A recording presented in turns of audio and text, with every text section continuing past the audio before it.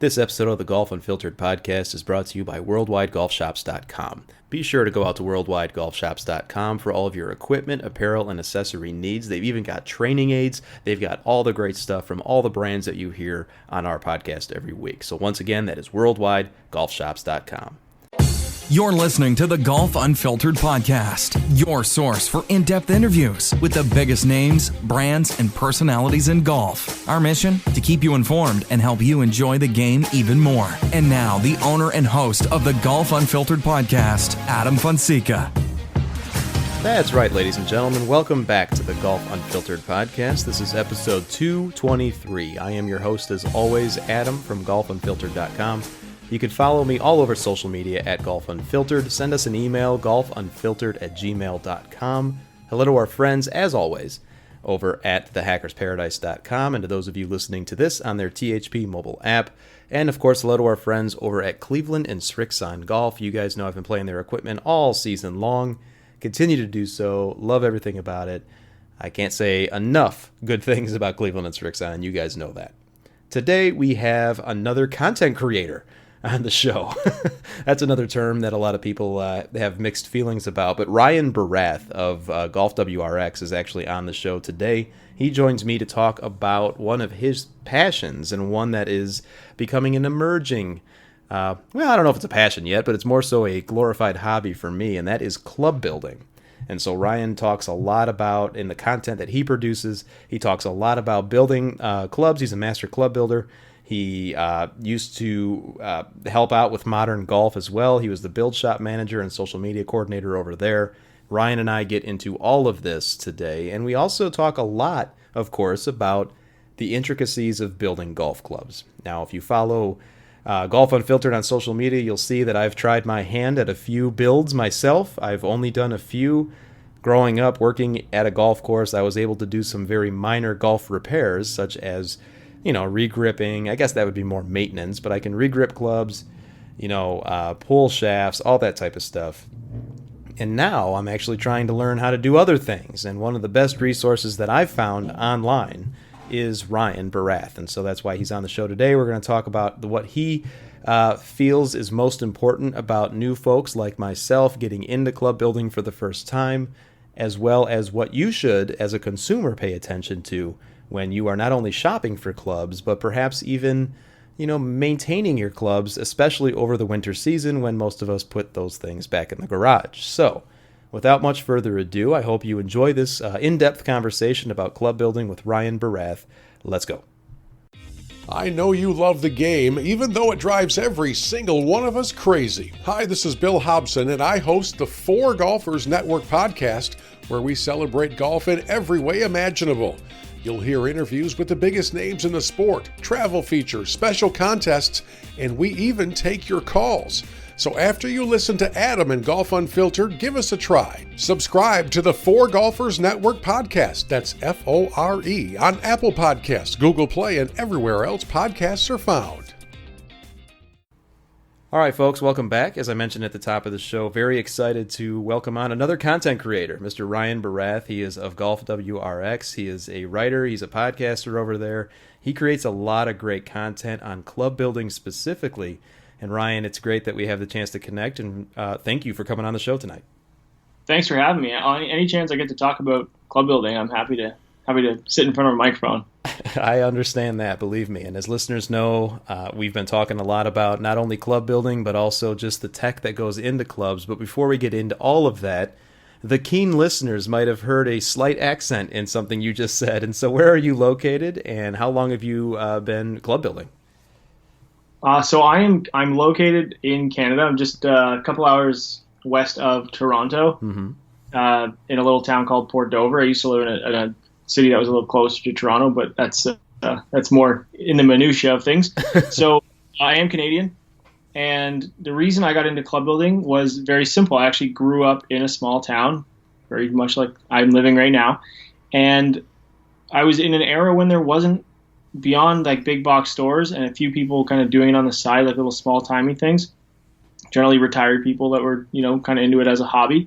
There wasn't a lot of access where I was to get things done. My dad taught me how to regrip golf clubs just by using a little work made in the garage. And it just kind of got me hooked. I was always a kid that tinkered. I tore apart my skateboard, tore apart my bicycle. And I was lucky that when our lawnmower died, my dad let me take that apart too. I had no chance of putting it back together, but I definitely. So when I got involved with golf, it was something where I realized, oh, you can actually change these parts around. And because there wasn't access to it, and we had to read magazines back when I was a kid and learn these things, I just got into them and got really excited about learning about them. And I had to do it myself because I couldn't drive anywhere, and I didn't want to ask my parents to drive me an hour to go to a big box store to drop stuff off to get, go pick it up 2 days later, 3 days later. So I just, worked it out. And that's a great way to get started. And as listeners and followers of Golf Unfiltered know, I'm dabbling a little bit in club building. I've grown up in the game. I've had the opportunity to do just some pretty basic maintenance things like regripping and whatnot. And so you take it to an incredibly different level, and you're a master club builder yourself. The progression from where you just needed to do things your own as a child into where you are now, how long has that taken? And I'd imagine that it's really important to stay up on the new tech in order to help the customers that you serve. Yeah, and the biggest thing, there really is no certification to call yourself a master club builder. So it's a title that is more in line with being able to understand technology and what goes into different golf clubs. And what makes myself very unique, and you'll see this at a lot of places that do custom club building, is that they don't just work with one OEM. I work with everybody. Every OEM has really great specialized club builders, but someone who works at, let's say, TaylorMade might not understand the finer details of how someone assembles a Callaway fairway wood adapter. Mm-hmm. But I have to know all of these things. And that's the only reason why, I kind of use that title, because it's something of, as far as the knowledge base goes, I've been doing it for so long that I feel that if someone was to bring me a club from X company and a shaft, I can put it together. There's no real, I still have to figure out what's going on. And when new product comes out, there was periods of time when I was building at very high volume and new stuff would come out, and we'd have to basically break it down and figure out how to put it back together, and what shims we needed, what ferrules we needed, what type of epoxy, and all these different things that go into every component. We had to figure that out every single time something came out. And so those are really the big detail side of things, to make sure that people understand that we can deliver a product to a customer to the desired spec. And so continuing education in this space is obviously vitally important. How do you stay up on everything? Is it just a matter of getting experience as things get released? Do you have equipment sent to you? How do you continue your education? It's always about constant kind of tinkering, to be real honest with you. I have to, because of my job, I get access to a lot of equipment. I get to ask people a lot of different questions. And there are parts that have stayed the same.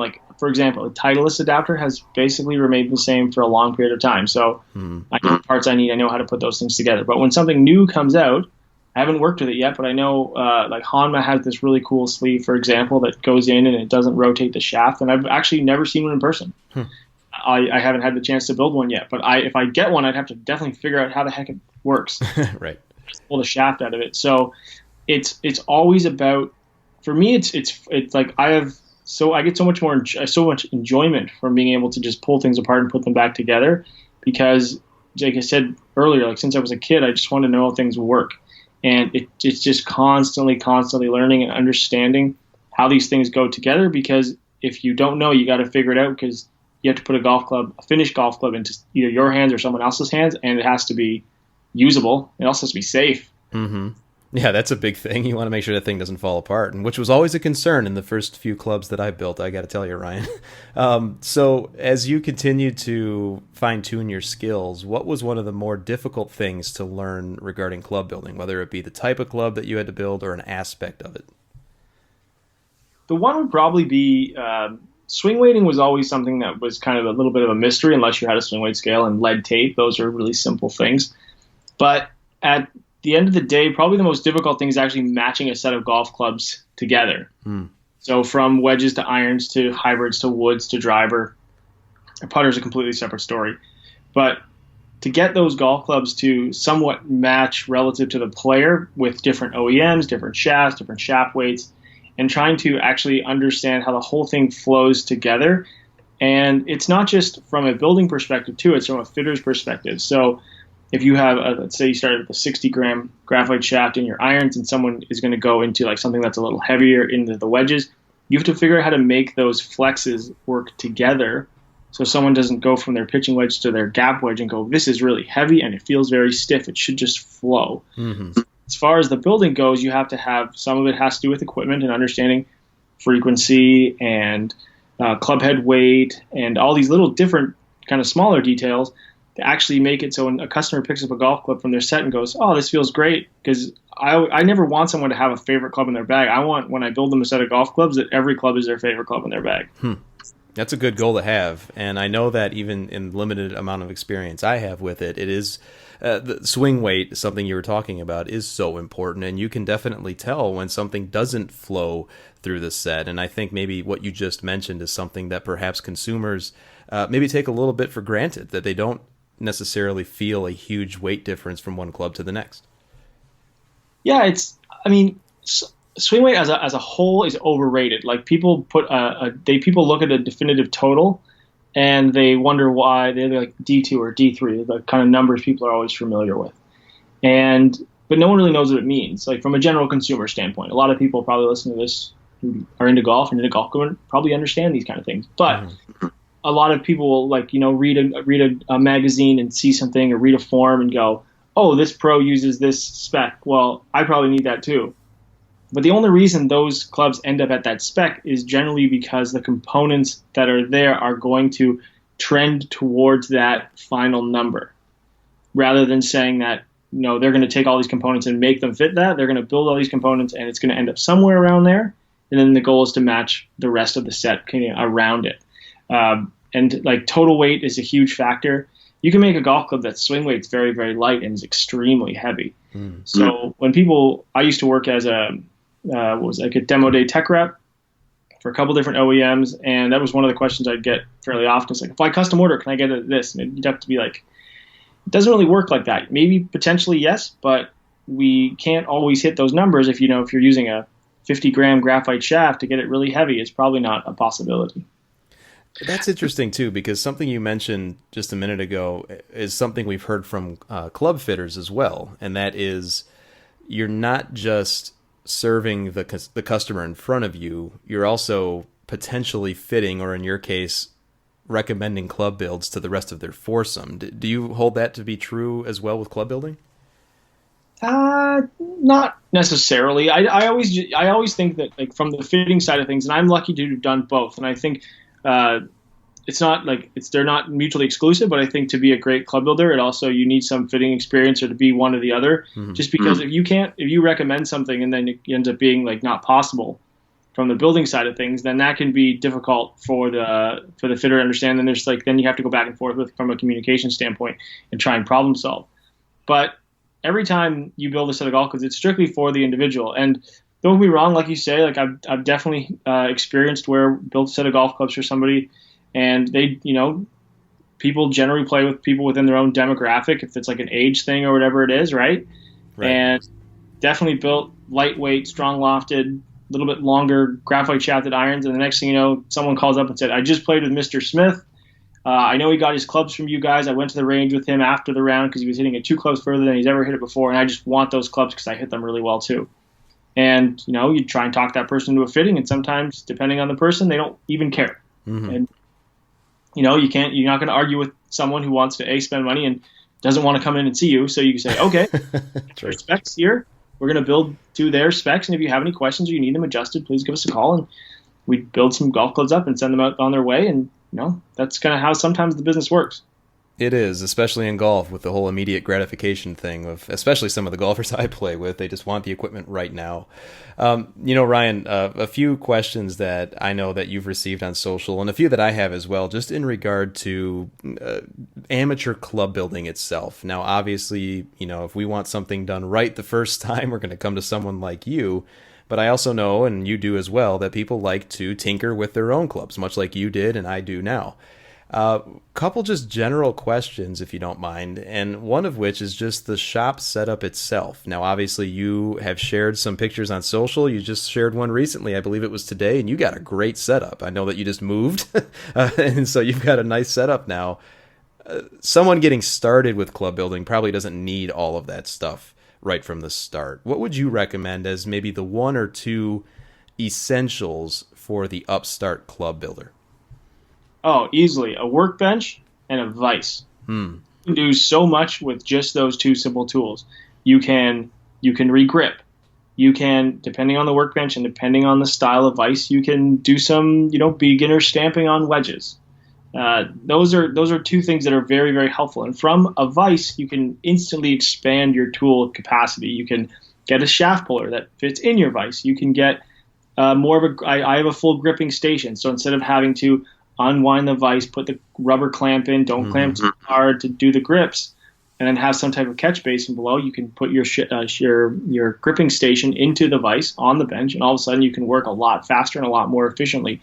From there, either a traditional just like pipe cutter, like copper pipe cutter that you have to spin around the golf shaft. It's not efficient, but it's a great way if you're just reshafting something like wedges and it's the most commonly broken golf club for some reason. And you go from you can start with that, and then you can work into, say, a hacksaw or a belt sander. But those are really the simple things, because if you have that vise and you have that bench, you can do a lot. And then from there, you can expand into like exponentially. And I like to have a lot of workspace, so I have things kicking around, which is really nice. And that was kind of one of the almost prerequisites of us purchasing a new place, just like my wife has her hobby of like sewing and knitting, which she's like fantastic at, but it takes just like golf club building, it takes a lot of space. And so we both wanted to make sure that we both had our spaces and have them functioning. And it's pretty neat to be able to have that for both of us, actually. That's actually a really good point. My wife does a lot of artwork, and so she's got an office upstairs where I'm in the basement, where I probably belong in the first place, is where my workbench is. But that's interesting, because you did say that you could do so much with a vise. And I remember growing up at the golf course, that was all really we had, was a workbench and a vise. And then from there, you kind of just expand, as you mentioned, to other areas. Where is a area that amateurs, certainly you can go and buy a loft and lie machine, for example, if you want to, and you have the means to do so. But is that something that amateurs really need to educate themselves a lot more about before they just start bending clubs? Not really. But it's not overly difficult. It really isn't, but it takes experience to do it properly. And there are times when I could throw a wedge into my lie loft machine, depending on the wedge, if it's like forge or caster, whatever model it is or whatever it happens to be. And I can go boom, boom, and I can get it probably very, very close to what it's supposed to be. And then maybe it's a little bit of fine tweaking. But if you give that to somebody who's never done it before, they're either going to way overbend it or they're going to be too scared to actually move it at all. One of the first things I did whenever I was teaching someone or showing someone how to build golf clubs is I'd have them break a golf club. Because it gives you you understand, so you're not scared of it. Right? Usually you find an old fitting head or something kicking around the shop, and you say, okay, just bend it till it breaks. And a lot of times it completely removes that fear, because at the end of the day, it's just a measuring gauge. And so as long as someone understands how to use or like put the club in, set it properly, measure it and bend it, and then go from there. And if it means resetting it before measuring it again, it's just the process. But the experience comes from a lot of times the confidence to be able to bend it properly or bend it efficiently, and to bend without creating extra marks or going through certain processes, so you don't put a bunch of dings in a set of irons for a customer or for even just for yourself. But it doesn't take a huge amount to learn it. It just takes a lot to be able to be experienced, to feel confident, to be good at it, if that makes any sense at all. It does, definitely. And I know that one of the first things I did when I got my loft and lie machine is I went to a neighborhood thrift store and bought just an older iron, and I tried to do exactly what you just mentioned. Tried to bend it, get a feel for it, see if I could break the thing. And so I think that's really good advice to the listeners if you want to get into that, to try to kind of go that route. Yeah, I have two of these like old Mizuno T10 wedge heads that have actually been bent to 0 loft and 0 lie. The only reason they exist is because they were sitting in a drawer. So we had messed around, practiced stamping and stuff on them. And then I was like, well, I'm just going to break this just to show someone like you can break it. And then the more I bent it, the more it didn't break. And then of course it became a challenge to just get it right to 0-0, which we eventually did. No heat, no anything. We just bent it. But so it kind of defeated the purpose of trying to break one. So we broke the next one instead. But all about the understanding of how much force, and it comes down to touch, right? You know, if you're going to go play golf and you're going to go try and hit flop shots, it's probably good that you practice flop shots so you're not sculling them across the green and killing somebody. So it's very much the same thing. You just create a feel and you create a repetition so you understand what you're doing long term. So you mentioned heat. The use of heat in club building is very important. Do you have a preference over the other, butane or a heat torch? So I use a little butane micro torch, generally for pulling club heads. I also have a MAP gas torch, which burns like twice as hot, I think. I could be very wrong on that. I have no idea. But it just know that it burns a lot hotter than the butane. The flame's also a lot larger too. You can use that for, you know, flaming wedges or creating some cool discoloration or just torching in general. People understand what that process means. You're getting things very hot, and it's not something I encourage people to do if they're like, you know, just inside a small space or anything like that, because it can be dangerous. But I never use a heat gun. Heat guns are like the worst thing that they were introduced because people used to think they were actually safer. And yeah, it's great, but you're heating this huge area and it takes a long period of time. You can pull a tip, like an adapter from most OEM drivers, or you can pull an iron with a butane torch in like 5 seconds. Because you're focusing the heat, you're going to break down the epoxy, and it's going to happen very quickly. Whereas if you're using a heat gun, you're actually going to start heating up the shaft, you're going to start heating up maybe the medallion in the club head, and the next thing you know, you've ruined both of them, and you still haven't accomplished the goal of actually removing the club head from the shaft. That's really interesting. And so I've actually used the heat gun, and I know I want to get a microbutane torch, but I always would be concerned about, especially on a driver adapter, that you would melt it. Are you saying that because it's metal in the inside of those adapters usually, that it's going to take a lot more heat than maybe I think? Yeah, you might end up ruining the ferrule, which is very common. You just end up using a new ferrule after the fact. Mm-hmm. You just go slow with the butane torch. You just go for like 3 or 4 seconds. Boom, try it. If it doesn't go, let it sit for 5-10 seconds. Try again. Put it in the shaft puller and then keep going, because adapters now are aluminum. So the aluminum is anodized, so they have colors or whatever writing on them. So if you do heat them up, you can actually ruin the anodization, and what will happen is it starts to flake.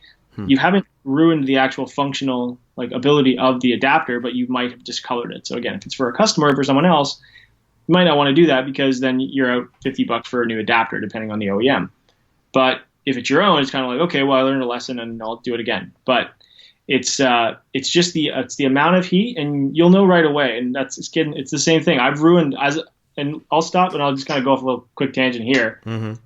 I ruined a lot of golf clubs before I got really good at it, and I did it on purpose, because the only way, like I said, just like with bending, you have to know where your breaking point is to create problems before you find out what solutions are. Not that I'm encouraging to go out and ruin your new set of golf clubs, but if, as you said, you go to a thrift store, maybe you have an old set, you go to a used club store and just buy some old junky things kind of kicking around, whether they be forged or cast or whatever they are, and practice. The best things to buy are like old wedges, because they generally don't have any medallions and they're generally steel shafted. So you can learn really quickly with wedges, you can learn to bend them, you can learn to stamp them, and it gives you a really good entryway into club building. Mm-hmm. So as far as say using heat, you can learn pretty quickly how to do that. And if it means, maybe you ruin an adapter, hopefully you don't, but just slow and steady, and eventually that thing's going to come off.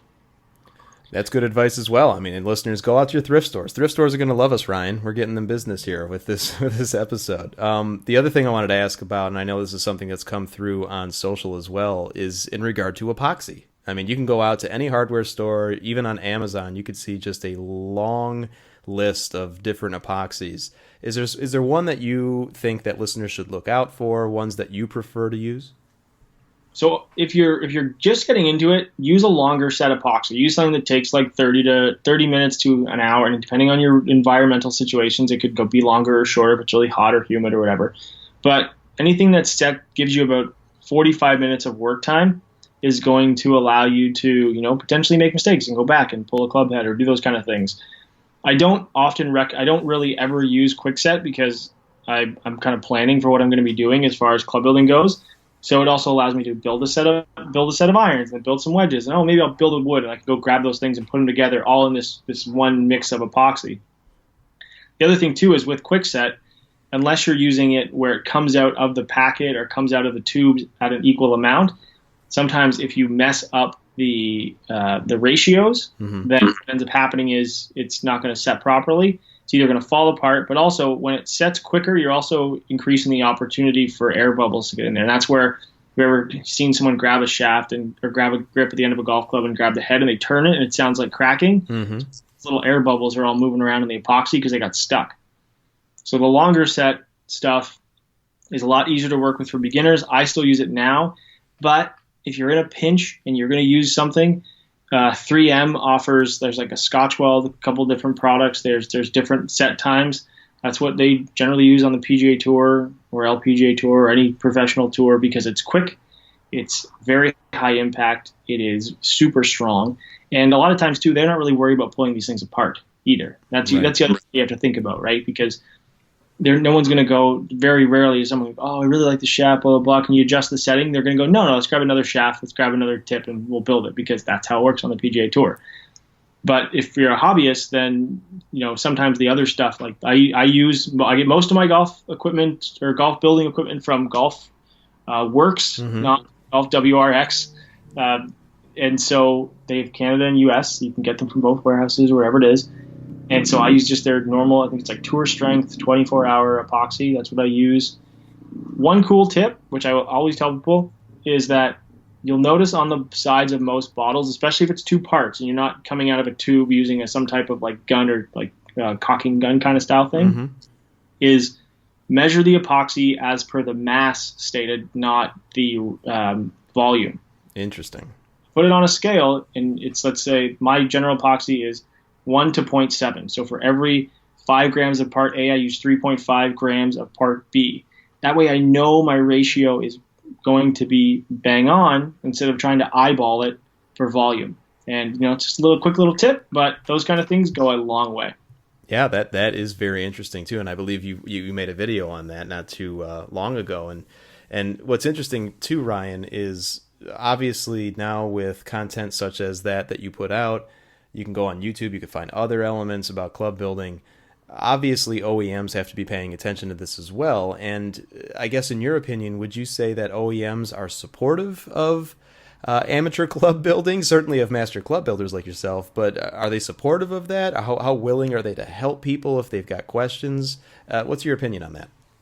I've never had a huge issue with any OEMs. I mean, I've worked in like a large volume custom shop before. And there are times when, getting components from some OEMs become more difficult.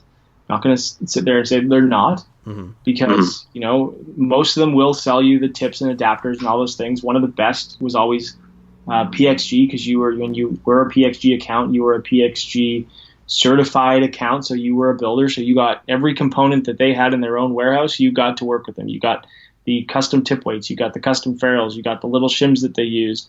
And so you got all of that, which make things so like for an account perspective, which general consumer is not going to have access to, I realize that.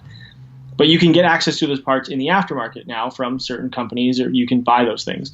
And they're generally supportive because they want to know if there's a mistake. And I've experienced this with shaft companies before, where if I'm measuring something on a frequency scale, I literally can count on like one hand how many times it's happened with like the thousands where I've been like, this is not the right flex. This must have been painted wrong. And compare it to 3 other golf shafts, and you pull it out there and you go, no, this definitely is wrong. You give them a call and you say, this is the number on the shaft or whatever. We checked it a bunch of times and it's incorrect. And they want to know these things because it's like you as a club builder are the next form of quality control, especially at a high volume shop.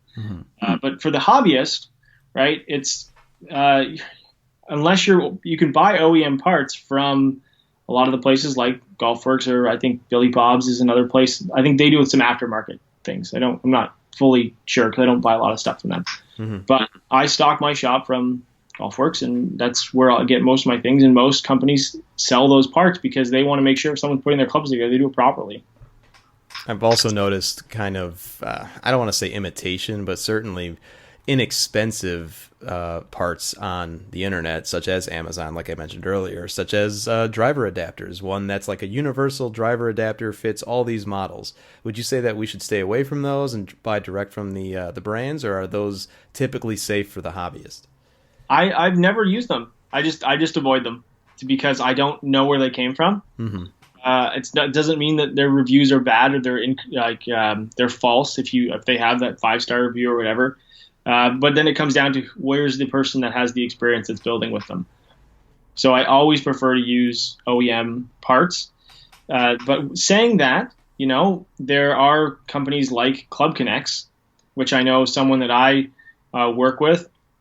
He just, because he's a big shaft junkie, Mm-hmm. he just to go the Club Connects route and use a universal adapter tip on all of his golf shafts, buy the extra pieces to fit certain driver heads, and now he can go out and he can put these drivers together.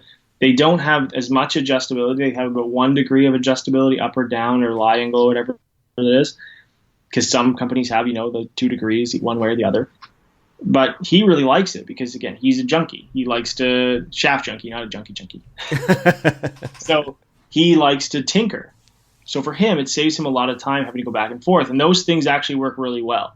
But as far as the, from wherever overseas, generally this stuff's being made, where I can't vouch for the quality of it because I've never worked with it. But I've seen stuff that people have brought to me and it has failed. So because of that, they bought them, they put it together and it's failed. I just choose to avoid it completely.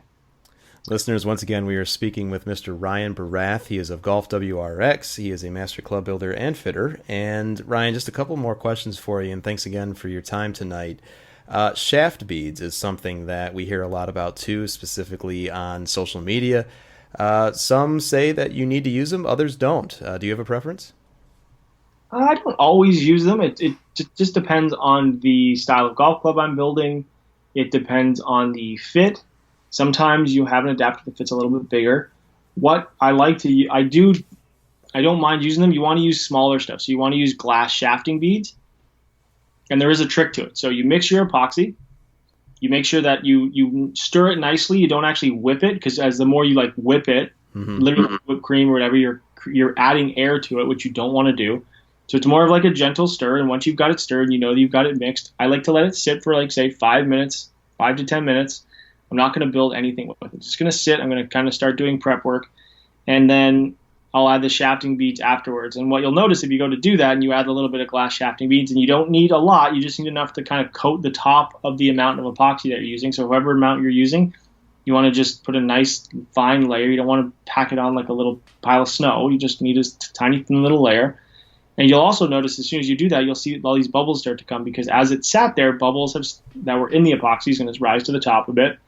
And then that little bit of glass shafting bead on top starts to pop all those little trapped air bubbles, air pockets. Mm-hmm. And so now you've got epoxy that is well mixed. It sat for a little bit, so it's started to get a little bit thicker, which is generally better when you're building. And you've added something that's going to make it a little bit more viscous, and you've reduced the amount of air in it. So that's why I like to use it. You don't have to, but it's a good way to create a nice snug fit. So it just creates a stronger bond is basically the main point of that, right? Yeah, it's kind of like an aggregate in concrete, right? The reason they add those aggregates is because it actually increases the strength. It doesn't make it weaker, and it doesn't. Not that it was weak before. It just helps it make it a little bit stronger, and that's what shafting beads do. Good to know. All right, Ryan. So last question for you, and this is going to be back to something you mentioned earlier, where you gave us a tip. You gave us one tip already.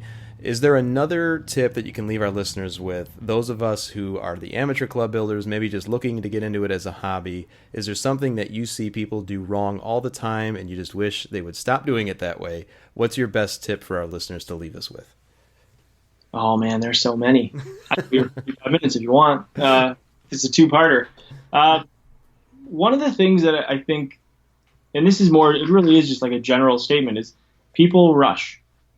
Or, you try and use quick set epoxy, and all of a sudden you didn't get the club head on in time, and now you're really messed up because you're not even playing the next day or whatever. You just want to put it together, and now you pull it apart. You got to clean it. You got to clean the shaft. All these different things. It's about taking your time, and it's about doing things properly. The one thing I've always stressed is if you're going to do something, do it right the first time. Don't redo it twice. Don't do it twice because A, it's going to take you longer anyways, but you're wasting your own time by screwing something up because you wanted to rush, you wanted to do something quicker. Have it be putting on grips properly, making sure you use enough solvent, cleaning the old grip tape. All these little steps, making sure you use the right ferrules for size, inside diameter and outside diameter relative to the club head. We're talking ferrules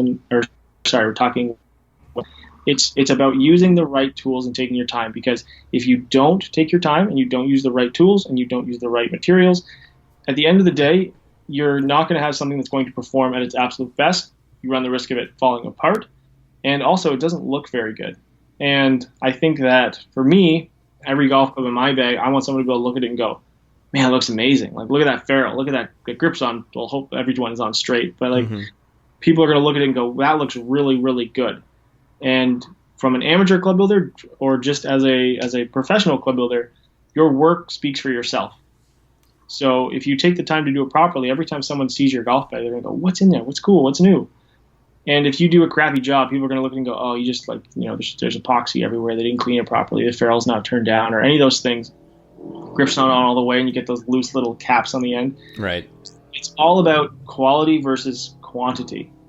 And I think if people focus on that, and they really focus on doing things right the first time and making sure they use the right tools, even if it means taking a little bit longer, you're going to have a better golf club at the end of the day.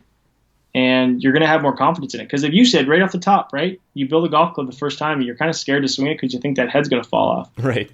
I was like that for 5 years. The first 5 golf clubs, every 5 swings, the first 5 swings, I was like, it's either going to fly off or I'm going to have a golf club that's going to snap when I don't even think about it.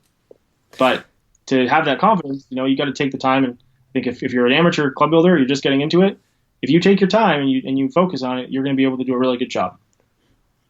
Good stuff there, Ryan. And listeners, once again, this is Ryan Barath. He is of GolfWRX. Be sure to check out everything that he does over there, as well as follow him on Twitter at RDSBarath. That's Barath. Ryan, I once again thank you for coming on tonight, and hopefully we can do it again in the future.